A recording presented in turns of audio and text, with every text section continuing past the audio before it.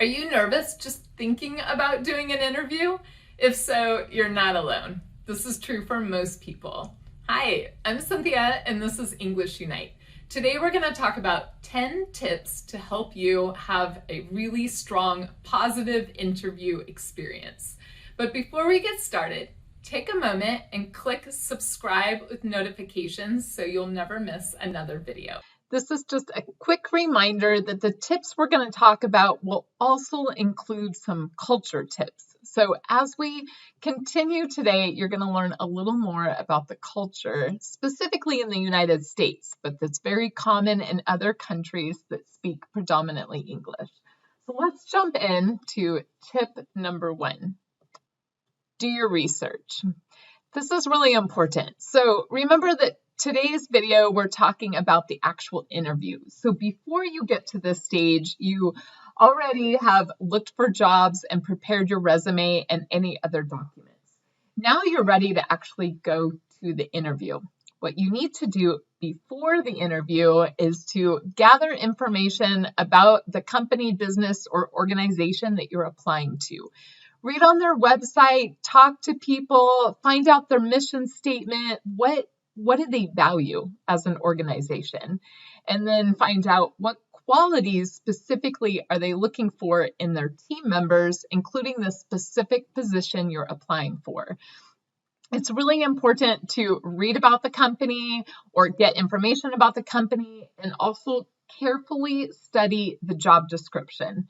Maybe that seems obvious, but I've seen it happen a lot where people quickly read a job description, and then when they're in the interview, they're a little surprised because they didn't know that they were expected to have particular qualities or experiences. So step 1 is do your research. Step 2 is to prepare. And this one we could do a deep dive on in a later YouTube video, but the general response is to spend time practicing potential questions. If you're looking for a good website, simply Google common interview questions. There are so many resources out there to help you, and they all have really similar questions. For example, almost every interview, they're going to ask you to tell a little about yourself, to explain why you're a good fit for the job. They're also going to ask you about your experiences working on a team, your experiences when you receive feedback and when you have to give it, about your strengths, about your weaknesses, etc. And we are going to talk in just a moment a little bit about that weakness question. You also want to consider a few questions that you can ask them that shows that you've done your research and that you genuinely are interested in finding the best fit for you. And if you have any specific documents that you want to take with you, that might be a portfolio of any projects you've worked on. It can also include extra copies of your resume. Of course, they already have your resume, but they might only have one copy, and there could be multiple people on the team. So it's better to go with something in your hand prepared to share, depending on the specific circumstance. Step 3 is to give a professional greeting. This can be very specific to the culture. So here in the United States, it's very important to make direct eye contact. That's a sign of respect. It's how we interact with other people. We also give a strong handshake, not this, but a strong handshake, both to men and to women. And of course, smile. Not crazy smile like not that, but just a natural, easy, comfortable smile.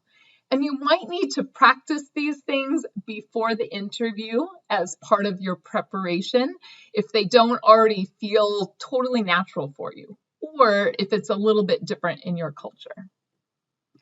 Step 4, very important, keep your interview positive.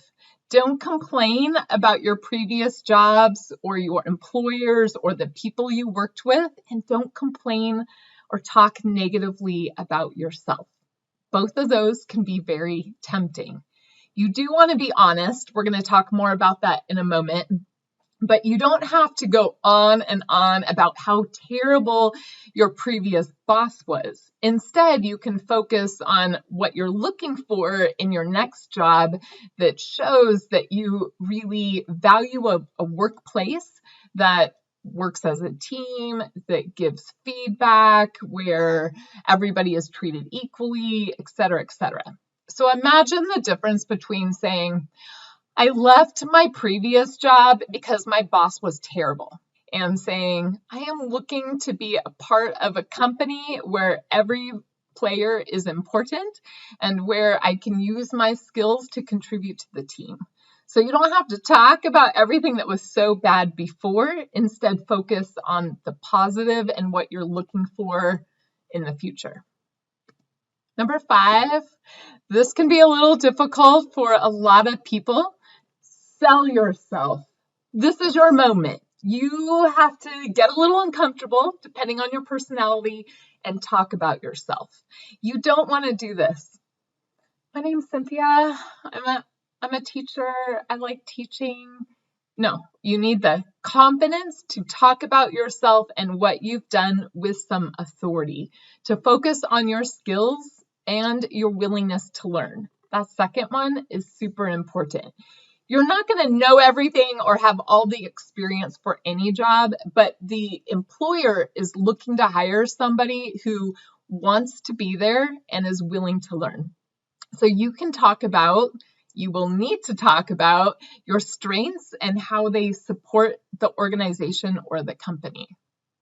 And again, super important.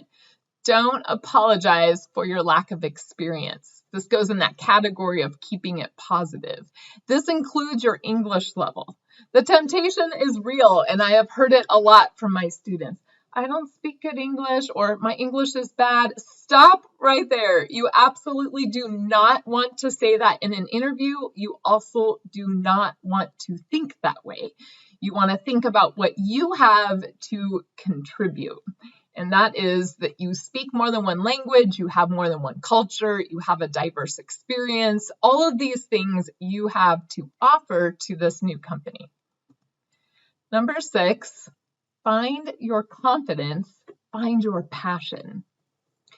Companies really want to hire someone who wants to be there at their specific organization or company.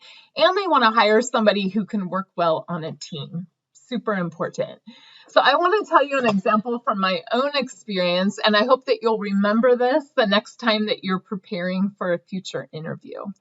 So a few years ago, I transitioned from a job teaching English in a classroom that I had done for many years, and I worked in a temporary position at a university in a position as a writing center director. A writing center is a place for tutoring at a college or university. And when I started that job, we had nothing. We say the expression to start from the ground up. That means you start with nothing and you build the program. So when I was hired for the position, I understood that it was a temporary position. But I learned how to do everything. I had to do tons of research, connect with other writing centers, work with the people at the university, basically start a completely new program. And I loved it. I loved it. I also knew that I was going to have to fight really hard to keep my job. There were people applying for this position from all over the country. And I knew, because I had some inside information, that there were dozens of people applying for this job. People who had years of experience as directors of different writing centers. I had 1 year of experience in this specific field. And I went to interview number 1 with lots of people. I passed that interview. I went to round 2 with a new group of people interviewing me. And then I went to the final stage, the final interview, and it was only me and the president of the university. We had never spoken before. I had worked there for 1 year, but we had never talked to each other. And when I walked in the room, he was super intimidating. He did not look at me, never. He did not make eye contact. He sat at his desk and he was taking notes the entire interview. And I had done all these steps that I talked to you about and other things. I had prepared and practiced, and I was wearing professional clothes, speaking clearly, all of these things that I knew to do, but it was super intimidating. And then there came a moment where everything changed. He asked me, he was taking notes, and he said, "Tell me why I should hire you." I think those were his exact words. And it's almost like something deep inside me just came out. I didn't even do it on purpose, but the truth was I really was passionate about this job. So he asked me that question, and I had been sitting back a little, and I moved forward. Body language is super important. And I almost made him look at me. It's like I was stared at him for a moment, and I said, "You have to hire me for this position. I understand that there are many other people with more experience and highly qualified, but this is my baby." Now, side note, I wouldn't really use that exact expression in an interview. It's pretty informal, but it came out of my mouth and it was very genuine. But what I remember is that this man who had never looked at me for more than an hour, he put his pen down and he looked right at me. And I knew in that moment I had the job. I knew it. I had this confidence because what he could feel from me is that I really wanted to be there. It wasn't based on years of experience as a writing center director, but it was based on my passion and commitment to the students. Now, obviously, if you're applying for a job where you've never worked before, which is usually what happens, you're not going to have that exact same experience, but you have passion. You just have to find it. You have to find the reason inside of you why you want this job. It's very possible it's not your dream job, but you applied for this job. That means you want them to offer you the job. You might accept a different job, but you want them to offer you this job. So as you're preparing, you want to think about why. Why do I want this job? Why am I a good fit for this company or this organization? And when you're in the middle of the interview, you want to look for opportunities to share your passion, to express your passion. It makes all the difference. Number 7 is to listen carefully. It's super important that you understand the questions that they are asking you. Even when I have gone to interviews and I'm with other native speakers of English, I sometimes need to ask for clarification. That's not bad. It's actually a good thing because you're demonstrating to the people listening, the interviewers, that it's important to you to completely and correctly understand them. So as an example, you might say, "I want to make sure I understood correctly. Are you asking for, or did you say?" It's completely acceptable. So you can try some of those examples or strategies just to make sure that you understood correctly.